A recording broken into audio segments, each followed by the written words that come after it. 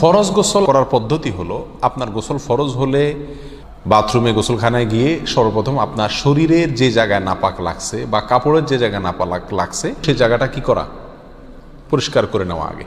যদি আপনার জায়গাটা চিহ্নিত থাকে যে এই জায়গাটা নাপাক লাগছে, ওই জায়গাটা ধুয়ে ফেলান। এরপরে নামাজের জন্য যেভাবে আমি অজু করছি সেভাবে অজু করা। এরপরে অজু করা, হাতের কবজি ধোয়া, এরপরে কুলি করা, নাকে পানি দেওয়া, মুখ ধোয়া, হাতের কোণে পর্যন্ত ধোয়া, মাথা মাসা করা, এরকম অজু করা। অজু করার পরে এবার আপনি গোসল করেন। সেটা শাওয়ার দিয়ে আপনি মাথার উপরে পানি ঢেলে হোক আর আপনার মগ দিয়া হোক, যেভাবে হোক আপনি গোসল করেন। গোসল করা শেষ হয়ে গেলে, গোসল করে যখন বের হয়ে যাবেন, তখন যাওয়ার আগ দিয়া ওই যে পাও ধোয়া বাকি আছে অজুর, যাওয়ার আগ দিয়া পায়ের ওখানে পানি ঢেলে টাকনো পর্যন্ত পাও ধুয়ে ফেললেন, বাস গোসল হয়ে গেল।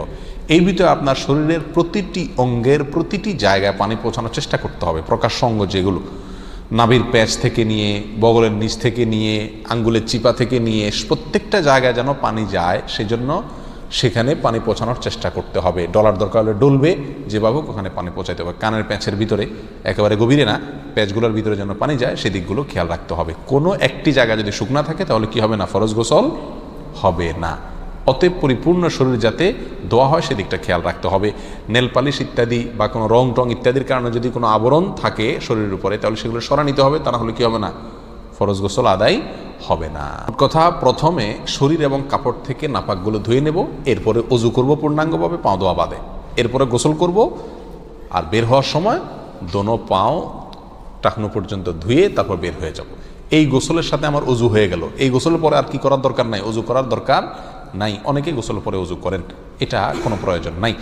তবে কেউ যদি গোসল করা অবস্থায় তার পেশাব চলে আসে, অনেকে আছে পানির স্পর্শ লাগলে পেশাব বেশি আসে, তো গোসল করা অবস্থায় যদি তিনি পেশাব করে দেন বা অজুভঙ্গের কোনো কারণ তার ভিতরে আসে, তার বায়ু ছাড়লেন, তাহলে তো সেক্ষেত্রে অজু যেটা শুরুতে করছিল ওইটুকু তো আর নাই।